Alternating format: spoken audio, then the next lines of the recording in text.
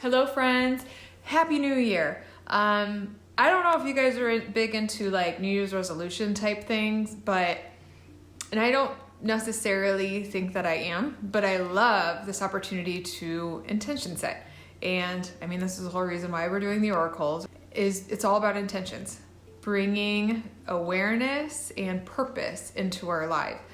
And that's what I usually do at the beginning of the year, is maybe take some time to reflect on last year and what do I wish I would have maybe done differently, and so that this next year I can apply that. And I know I went over this last week, I think, but it is just like those times to stop, to create pause and reflect, and just to see, is what I'm doing day in and day out aligned with where I want to go in my life? And if we don't stop and do that, then it's too easy to have gaps, big gaps of time to go by and realize like, what have I been doing? Like I am in the same rut I've been in for the last how many years. And, the more I guess that we can create those intentional spaces, I like them, the better. So what I'm doing this week for the Oracle reading, since it's the first one of the new year, is I pulled two cards. The first card being more about like last year. What lessons did we learn and can we bring forward into 2021? And the second card being more what's coming up in 2021. What kind of things might or should be on our awareness as we enter into this new year. So I pulled from the Mystical Shaman Oracle deck. And the first card, so this is for last year, lessons of last year, was Taming the Wind. There we go. Okay, so with this card, the main focus is the feathers, and how in a lot of traditions, feathers are used in sacred ceremony to help clear the energy, maybe for smudging. And it's more about like creating sacred space into whatever it is that's going on. And when this card's pulled, the essence of it is that connection to the sacredness. So some people might not be comfortable with the word, like the term soul, or the idea of like soul or spirit. A lot of you, yes, completely, like that's aligned for you. But even if it's not, like you can think of it as energy or intuition, or there's like this deeper thing that is more sacred than our ego, brain, conditioned, habitual type thoughts that are just very almost like robotic, just because that's how our brain works. There's something deeper there. And that's that sacredness that this card is asking us to remember and to like infuse into our day, into the material, so into the tangible world that we are part of. It's like that saying that we're spiritual beings living this human experience. It's really easy to be human. I mean, it's not easy to be human, but I mean, like we focus so much on the humanness. We're constantly like doing the human things, and we forget about the sacred things. We forget about the deeper part of us. We forget about how interconnected we all are. And so this is a reminder to do just that. And when we do that and connect with spirit, energy, deeper part of who we are, others, like this force, then we can co-create with it. And then that's where like the real power comes. And that's what it's asking us. What the medicine from this, like the lesson that we've learned from 2020, is basically to clear up misunderstandings with others. That like if there's disagreements, that it is okay or necessary to allow other people to share their perspective. And right now, like we're being called to be good listeners instead of like proving our point to always be right.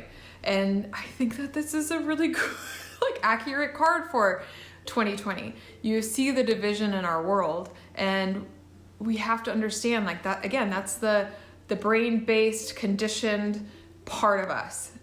It's natural to being human, is to find that, like the us versus them mentality. If we are a certain political group, a certain, there's these different ways of thinking that we might align ourselves with, and then we end up just doing that without taking a step back to see the truth in the other side. That's that us versus them mentality that we can totally get into, and it can cause some huge problems in our world. And we have to be aware that that's in all of us. And how do we transcend that? How do we take a step back and listen to the other perspectives and understand that we like to be black and white thinkers, and the reality is that there's gray. And that might be uncomfortable because it doesn't feel there's less control in that. And our human brains like control. We like predictability.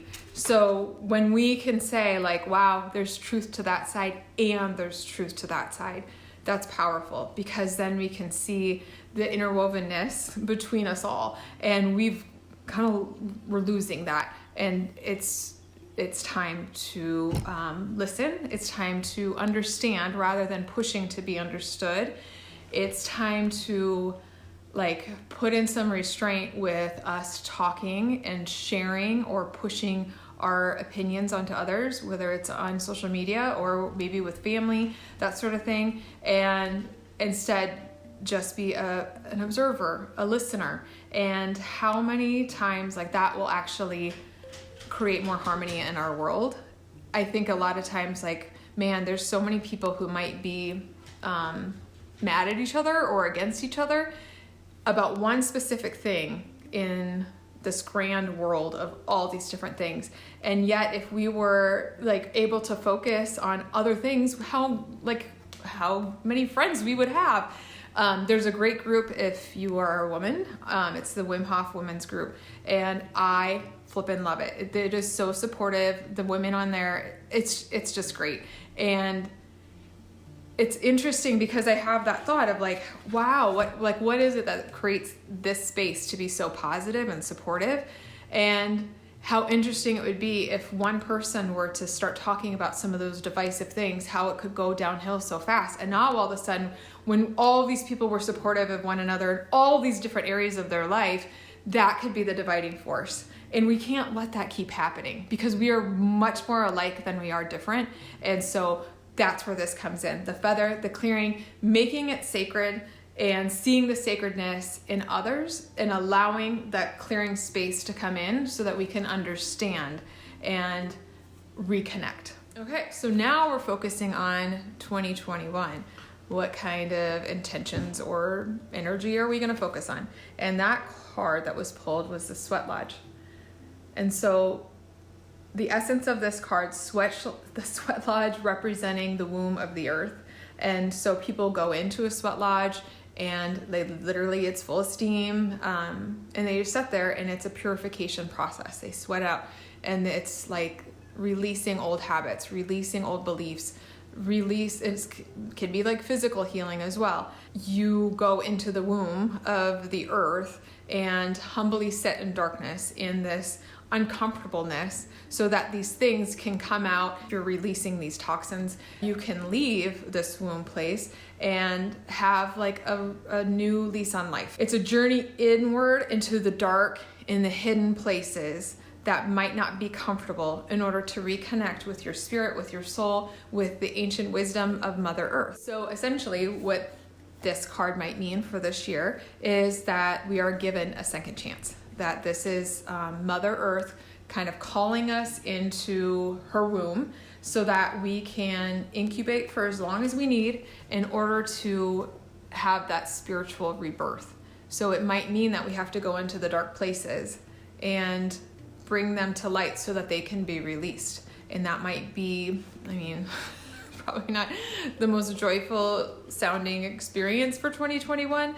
And yet it's the most self-loving thing that we can do, because those things are holding us back. When we give ourselves this gift, which I know it doesn't sound like a gift, but it is, to just sit with our fears, our pains, anything just fully that we tend to run away from, if we can just sit with it fully, then that's where the power will come. And that's how we come out the other side. That's how we come out of the sweat lodge. That's how we come out of the Mother Earth's womb, completely transformed, full of life, creativity, and much more aligned to our purpose Why are we here on this earth? It is a holy time of going inward, and it's an uncomfortable time, but it's so necessary in order to just experience it all. And that's why we're here.